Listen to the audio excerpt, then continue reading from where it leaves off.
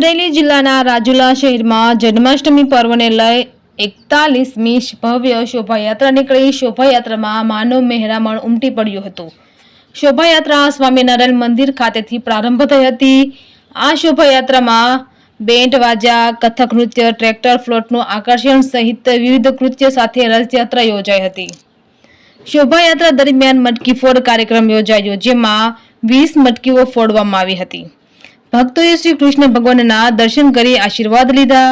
શોભાયાત્રામાં વિશ્વ હિન્દુ પરિષદ, બજરંગ દળ, વેપારીઓ, આગેવાનો, અગ્રણીઓ સહિત મોટી સંખ્યામાં લોકો જોડાયા હતા। આ શોભાયાત્રા રાજુલા શહેરના મુખ્ય માર્ગો પરથી પસાર થઈને હઠીલા હનુમાન મંદિર ખાતે પૂર્ણ થઈ હતી। રાજુલા શહેર નંદ ઘેર આનંદ ભયો, જય કનૈયા લાલ કીના નાદ સાથે ગુંજી ઉઠ્યું। દર વર્ષની જેમ આ વર્ષે પણ રાજુલામાં જન્માષ્ટમીની મહોત્સવની ધામધૂમથી ઉજવણી કરાઈ। સમગ્ર આયોજન જન્માષ્ટમી ઉત્સવ કમિટી દ્વારા કરાયું।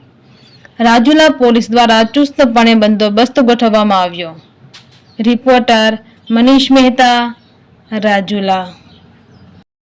2025ની જે શોભાયાત્રા છે એ 41મી શોભાયાત્રા છે અને અમે વર્ષોથી અવનવા ખેલકૂદવાળા, નવકી, કથક નૃત્ય, અવનવા એવા નાના બાળકોના રાસ મંડળીઓ તથા તમામ પ્રકારના બહારથી લોકો આવે છે। જાંબુર સીધી અથવા તો આપણે નાસિક ઢોલ અને દરેક પ્રકારના બહારના વાજિંત્રો અને મંડળીઓ આવે છે અને ગામની તમામ સંસ્થાઓનો સહકાર અને તમામ મંડળો તથા ગામના ચોક, ટ્રેક્ટર ફ્લોટ, ચોક ફ્લોટ એ દરેક આમાં એક રાજુલાને નંદનવન બનાવે છે અને દર વર્ષની જેમ આ વર્ષે પણ અમો તમામ પોલીસ સ્ટાફનો તથા પત્રકાર મિત્રોનો તથા તમામનો અમે આભાર માનીએ છીએ।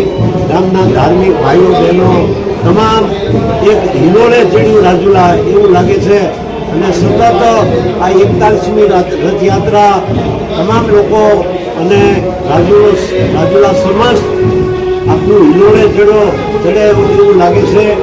તો આ તકે આપ સૌનો, પત્રકારોનો અને તમામ લાગતા વળગતા સહકાર આપતા અને અમારા દાતાઓ અને સૌનો આભાર માનીએ છીએ। દાદા, કેટલી મટકી ફોડવામાં આવે છે શોભાયાત્રા દરમિયાન? અમે દર વર્ષની જેમ આ વખતે પણ 20 મટકી ફોડીએ છીએ અને દરેક ચોકમાં, દરેક વિસ્તારમાં અલગ અલગ મટકી ફોડના કાર્યક્રમ રાખીએ છીએ। ફળ અને ફ્રૂટ બાંધીએ છીએ।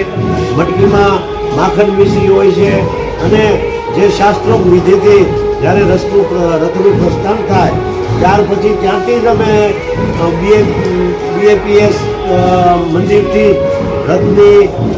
રથ અને મટકી ફોડ કાર્યક્રમ કરીએ છીએ અને ઠેઠ હઠીલા હનુમાન સુધી આ રીતના 20 મટકી ફોડીએ છીએ અને વધારામાં આ વખતે નવું નજરાણું રાત્રે પણ અમે રોશની તથા ફ્લાવર ગેટો તથા રથને પણ 20,000 ફૂલોથી શણગાર્યા છે।